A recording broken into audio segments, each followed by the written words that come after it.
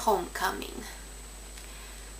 All I want to say is that it took freaking Brainiac 5 from the 31st century to drag his ass into the present and tell Clark what I as a fan, and I'm sure that countless of other fans, have been wanting to tell him for 5 freaking years.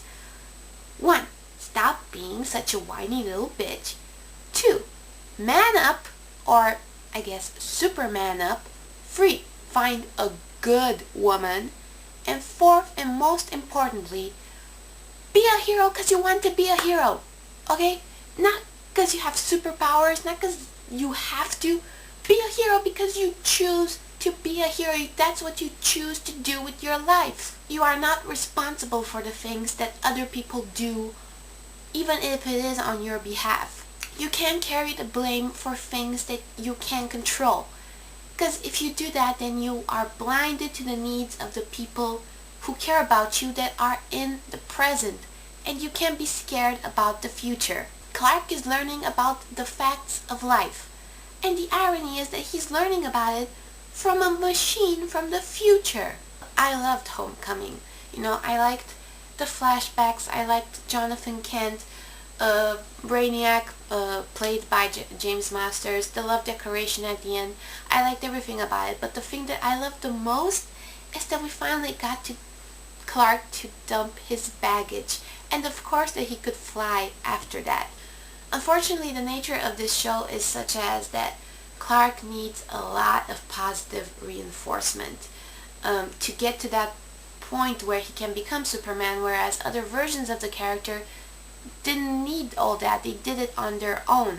And with Clark, you had his parents, Jor-El, Supergirl, the Legionnaires, Martian Manhunter, Tess Mercer, Christopher Reeve's character from the 2nd season, Lois as of late, Green Arrow, all these people telling him that, you're a hero, you're a savior, you're a messiah, you're a whatever. And Clark kind of believes it for a little while and says, oh, maybe I am a good guy, maybe I do have this great destiny before me. But then either Lex does something stupid and Clark feels responsible for it, or Lana breaks his heart, or somebody gets hurt, and then by the end of that particular season, he completely deflates. When you got all these people telling you that you're a hero, and you don't believe it, and you need positive reinforcement every other episode, maybe you're not cut out for this job. And that's what I really thought at some point. I thought, let him be the Blur. Let him be the Blur indefinitely. I'm okay with Clark Kent being the Blur because he doesn't deserve to be Superman.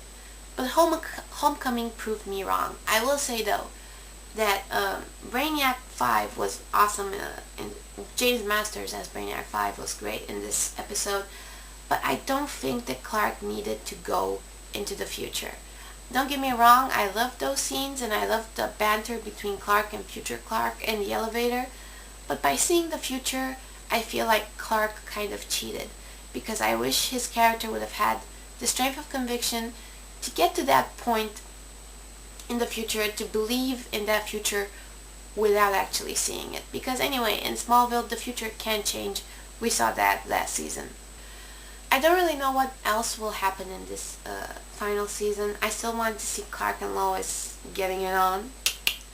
And I still want to see Clark kick some ass, like for real this time. But from an emotional point of view, this is what I wanted out of Smallville all along, okay? I did not care about the suit. I did not care necessarily about superpowers. I just wanted to see the shaping of the heart and the mind of Superman, and that is what Homecoming offered me, and I think it's going to be my favorite episode of the season, but we'll still see. But just, yeah.